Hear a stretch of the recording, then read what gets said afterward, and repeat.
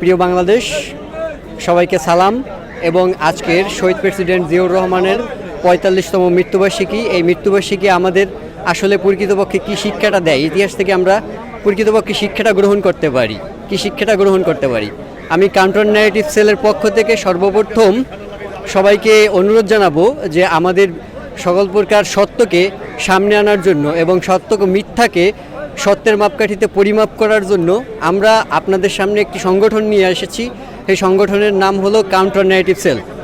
যারা এই টিভির মাধ্যমে সবাই দেখতে পাবেন, সকলের কাছে অনুরোধ থাকবে কাউন্টার ন্যারেটিভ সেলে সবাই সাবস্ক্রাইব করে পাশাপাশি কাউন্টার ন্যারেটিভ সেলের সাথে সংযুক্ত থেকে প্রকৃত সত্য তথ্যটা বাংলাদেশের মানুষের কাছে উপস্থাপন করবেন, নিজে জানাবেন এবং অপরকে জানাবেন।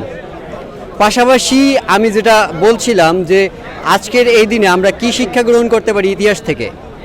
আপনারা দেখবেন যে ইতিহাসে যেভাবে আছে যে বিএনপি যতবার রাষ্ট্র পরিচালনায় এসেছে তার বিরুদ্ধে এক প্রকার ষড়যন্ত্র হয়েছে, রাষ্ট্রীয় ষড়যন্ত্র হয়েছে। আর এই ষড়যন্ত্রে কারা ছিল তাদেরকে বলা হয় বাংলাদেশের ডিপ স্টেট। তারা বিভিন্ন সময় বিভিন্নভাবে বিভিন্ন সংগঠনের নামে, বিভিন্ন ছদ্মবেশে, বিভিন্ন বুদ্ধিজীবীর নামে বা বিভিন্ন ধরনের সশস্ত্র বাহিনীর সদস্যের নামে আসলে দেশের শান্তি শৃঙ্খলাকে উশৃঙ্খলার দিকে নিয়ে গেছে।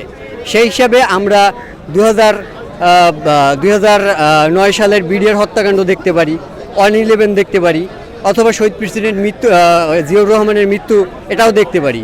এবং আমাদের গণতন্ত্রের মাতা বেগম খালেদা জিয়ার উপর নির্মম নির্যাতনের পেছনে কারা এই মাসুদ উদ্দিন চৌধুরীর মতো লোক যারা এই বাংলাদেশে 1/11 ঘটিয়েছে।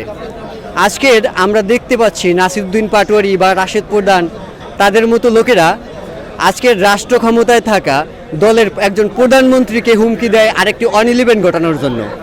তারা যে এই হুমকিটা দেয়, তাদের এই হুমকির উৎসটা কি, তাদের এই ক্ষমতার উৎসটা কি, কোন শক্তি বলে তারা রাষ্ট্রপ্রধানকে হুমকি প্রদান করে?